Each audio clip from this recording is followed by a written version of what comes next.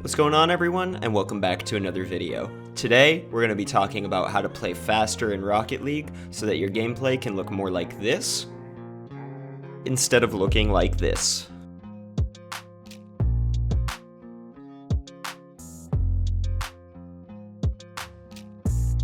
No long intro, just a quick disclaimer. This video is solely about how to go fast in the game and not about positioning. If you're interested in tips for positioning or general strategies, I've got plenty of videos on my channel, but again, this one is just about speed. So without further ado, let's go. Part 1, the wide approach.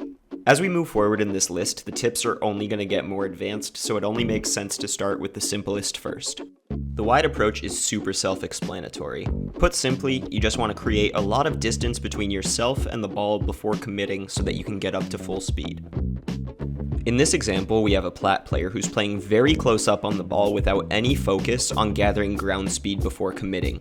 Even though the orange team initially gives our Plat player a lot of respect on the ball, they quickly take over possession, and our Plat player is unable to catch up, giving them a possession where they could likely score. If that sounds like a super easy gameplay fix, that's because it is. The title says for dummies, what do you want from me? For 5 minutes a day, come into training and hit the ball at supersonic speed, and after every touch, drive far away from it and rinse and repeat. Not only does it get you used to committing at full speed, but when you approach from wider, you get a much better view of where all the other players on the field are.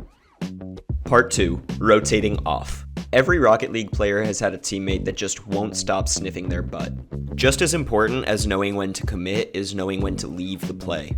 Players anywhere from Plat to Champ tend to overstay their welcome and turn on the ball even after they're done making valuable touches. It's okay to let your teammate finesse while you go get boost. Effectively rotating away helps you take that wide approach, and it also lets your teammate know that it's their turn to go, and creates a lot less confusion. Make sure you're aware when you're done with the ball, and get far away from it so you can build speed and gather boost. Part 3, fast aerials. Please stop learning air dribbles, double taps, and flip resets before you know how to do this right.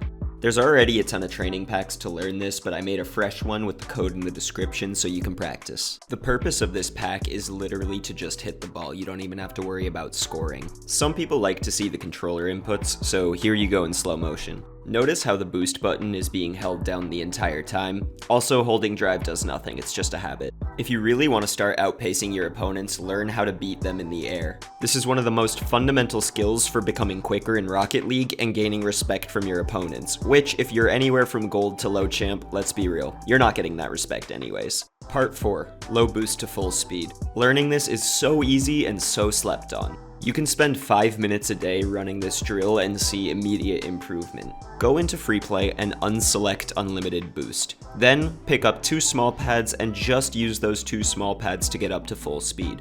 Depending on your comfort level, you can always add a small pad or take one away to get really consistent with this.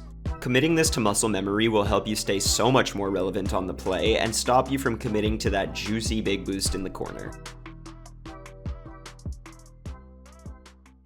Part 5, keeping your momentum.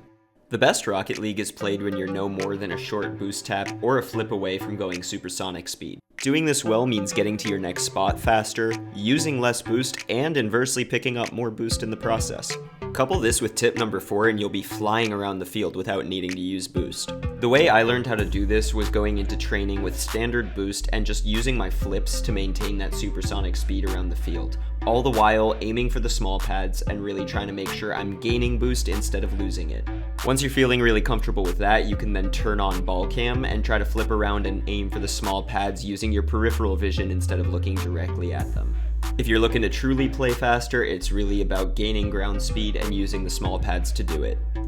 If you've made it to this point in the video, please make sure you like and subscribe. My channel is very small, so it's likely YouTube won't recommend my content to you again unless you're subscribed. Thanks. Part 6, wave dashes.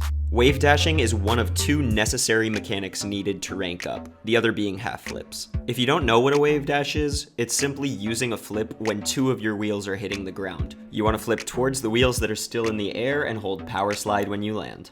This mechanic is awesome because you can chain them together or more commonly flip straight out of it, giving you a flip and a half worth of speed without using any boost.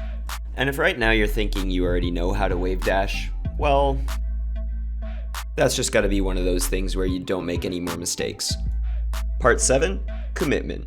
This is why your girlfriend's gonna leave you in real life, or it's why your teammate's gonna stop accepting your invites to play Rocket League. If you're finding yourself driving slow, just watching the play, and don't really have a plan, you're struggling to commit to something. All the cars in this game move at the same exact speed, so you're rewarded for early decision making.